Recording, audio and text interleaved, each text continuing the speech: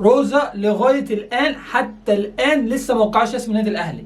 روزا الفرق بينه وبين قبل كده ان روزا قرب المسافات شويه، كان اول الدنيا بعيده خالص، دلوقتي قرب المسافات، ان هي بدل ما ياخد الرقم الراتب السنوي الكبير اللي كان عايزه، وصل ان هو ياخد 4 مليون دولار. مع العلم كان ان شركه الكره هتوفر له اعلانات ب 500 الف دولار سنويا عشان يقللوا الراتب بتاعه. روزا شايف ممكن تسوق، انا جاي لي عرض من توتنهام، في مكالمات من توتنهام ان عايزين روزا، مش يعني من توتنهام، حتى مدربين هم بيتفاوضوا معاهم عشان يجيبوهم توتنهام منهم روزا.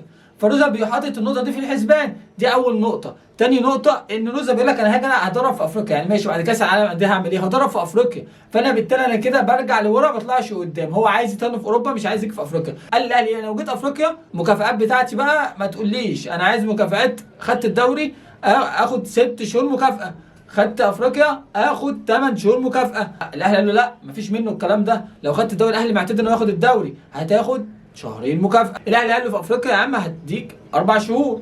فالنقطه دي عامله خلاف كبير جدا بين روزا وبين النادي الاهلي، وروزا عايز يعمل عقده لمده سنه. تاني نقطه ان هو روزا بيتكلم في كاس العالم للانديه جاي بقى، فلما كاس العالم للانديه الاهلي بيقول له احنا هنلعب كاس العالم للانديه تعالى، وممكن يعني ايه انا واثقين فيك ومعاك لعيبه تقيله وبتاع مش عارف ايه. روزا قال لهم بصوا يا جدعان عشان بس ما نضحكش على بعض كتير، انا كل دور هتاهله في كاس العالم للانديه ياخد شهر مكافاه. فروزا بيعمل شروط تعجيزيه عشان يجي يدرب النادي الاهلي. هو مش عايز يجي الاهلي بنسبه كبيره، لان هو مش عشان الاهلي، عشان الاهلي في افريقيا، وان هو هينزل من هيدرب في اوروبا، وان هو معروض على توتنهام كمدرب لتوتنهام.